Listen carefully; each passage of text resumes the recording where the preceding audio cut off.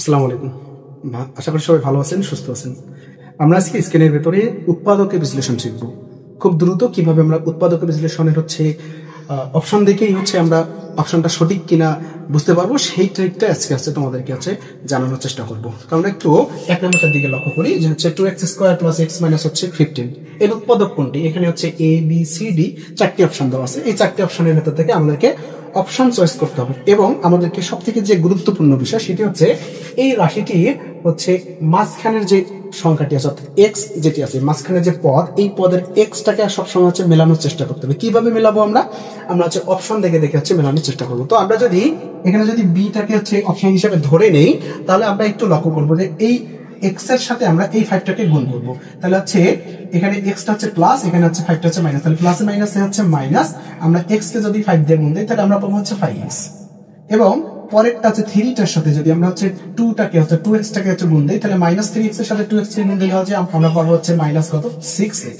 তার মানে টোটাল ফলাফল কত 6 আর এখানে 5, তার মানে মাইনাস 11x। কিন্তু আমি বললাম যে মাঝের এক্সটা যেন সবসময় কি থাকে, ঠিক থাকে। তো এটা হচ্ছে না। যদি এখন আমরা এ কে অপশন হিসেবে ধরে নেই, তাহলে একটু লক্ষ্য করি, তাহলে এর এক্স এর সাথে আমরা যদি এখানে 5টাকে গুণ করি তাহলে -5, তাহলে প্লাসে মাইনাসে মাইনাস কত 5x।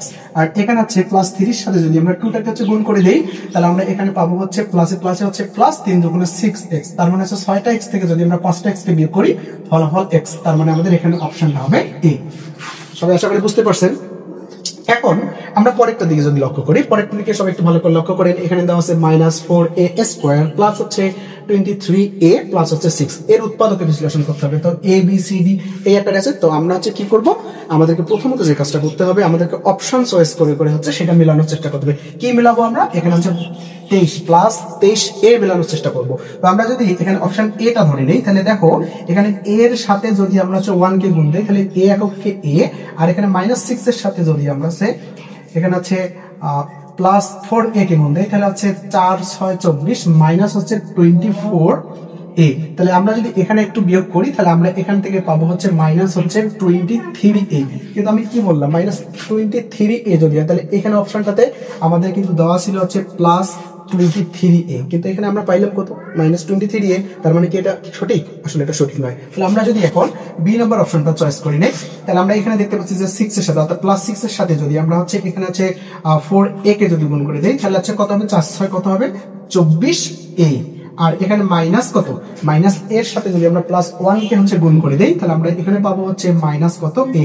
তাহলে -24টা a থেকে +24টা a থেকে যদি আমরা একটা a কে বাদ দিই তাহলে আমরা পাবো কত 23a। তার মানে আমাদের মাঝখানেটা কত 23a মিলে গেল।